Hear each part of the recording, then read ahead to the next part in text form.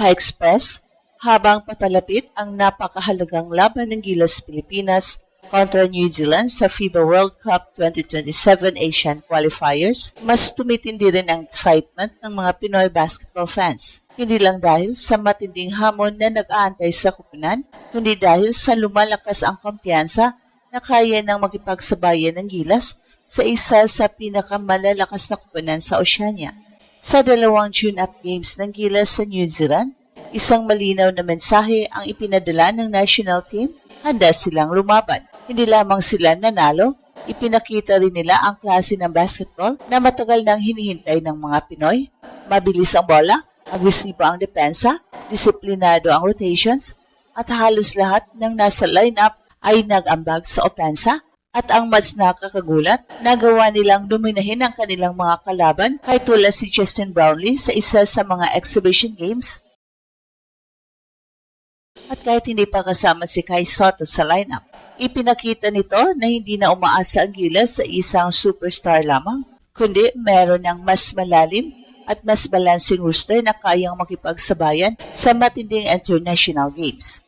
Dahil dito, lalong tumataas ang kumpiyansa ng mga Pinoy fans bago ang napakahalagang laban kontra New Zealand, ang magandang chemistry ng kupunan, mahusay na ball movement at depensang ipinakita sa kanilang paghahanda ay nagbibigay ng pag-asang kaya na nilang tapatan ang physical at mabilis na laro ng Tall Blacks.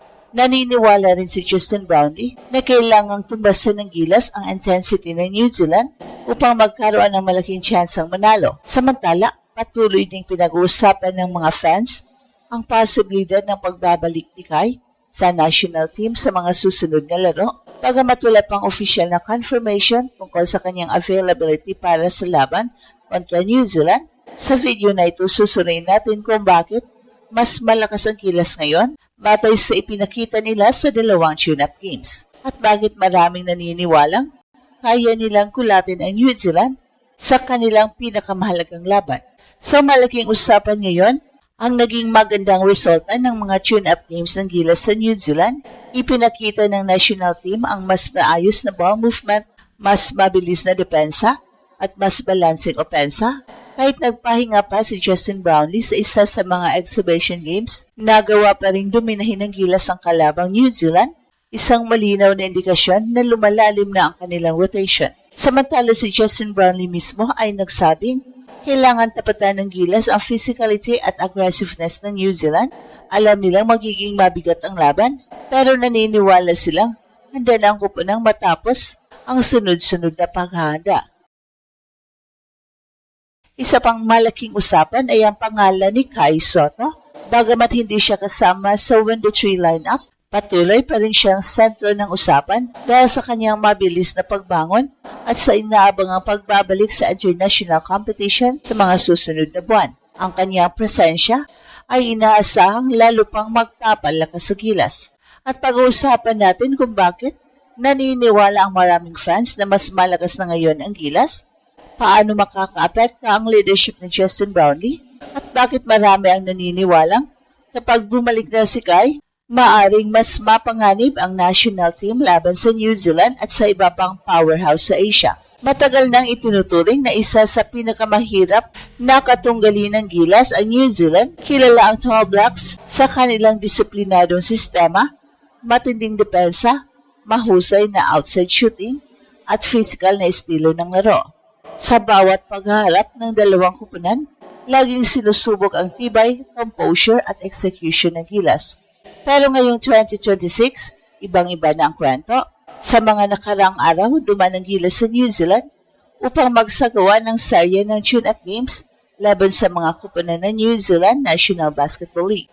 Ang layunin ng coaching staff ay hindi lamang manalo, kundi masubukan ang chemistry, rotations at iba't ibang combinations bago ang official na laban kontra Tall Blacks. Isa sa pinakamalaking positibong nakita ng coaching staff ay ang lalim ng roster. Sa unang exhibition game, ipinakita ng Gilas na kaya nilang maglaro ng mabilis habang nananatiling organisado sa depensa. Kahit hindi pa inilabas ang lahat ng kanilang plays, malinaw na mas komportable na ang mga manlalaro sa sistema ni Coach Steve. Mas gumaganda ang spacing, mas mabilis ang ball movement, Mas marami ng players ang kayang gumawa ng puntos. Sa isa pang tune-up game, nagpahinga pa si Justin Brownlee pero hindi bumagsak ang kalidad ng laro ng Gilas. Sa halip, nagawa pa nilang kontrolin ang laban at dumanahin ang kanilang kalaban.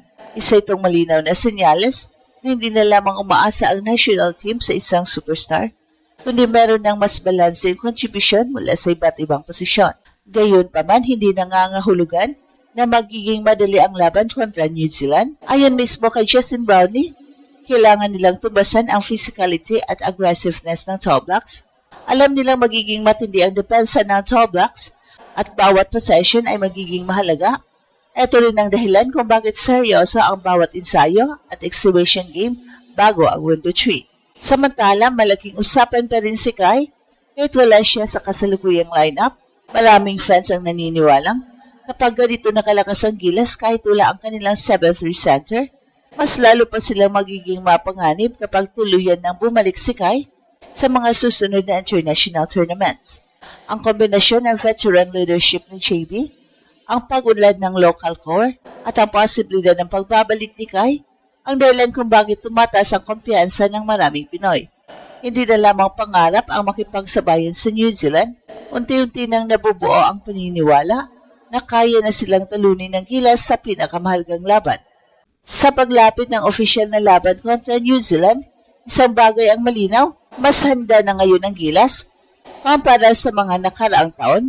Hindi lamang ito tungkol sa talento ng bawat manlalaro, kundi sa mas matatag na sistema, mas magandang chemistry at mas malinaw na pagkakakilanlan ng kupunan sa ilalim ni Coach Tim. Isa sa pinakamalaking sandata ng Gilas ay ang kanilang depensa. Sa mga tune-up games, kapansin-pansin ang mas agresibong close-outs, mas mabilis na rotations at mas disiplinadong team defense. Ito ang klase ng laro na kinailangan laban sa New Zealand, isang kupunang kilala sa mabilis na ball movement at mahusay na 3-point shooting. Well, hindi rin may kakaila ang malaking epekto ni Justin Brownlee sa tuwing nasa loob siya ng court, tumataas ang kumpiyansa ng buong kupunan. Bukod sa kanyang kakayang umiscore, siya rin ang nagsisilbing playmaker at leader na kayang pakalmahin ang laro sa mga critical na sandali. Ang kanyang karanasan sa international competition ay isa sa pinakamahalagang sandata ng Gilas laban sa mas matatangkad at mas physical na kalaban. Hindi na lamang isang player ang inaasahan ng Gilas, sa halip mas marami ng kayang gumawa ng puntos at magbigay ng depensa dahilan upang magiging mas mahirap silang bantayan.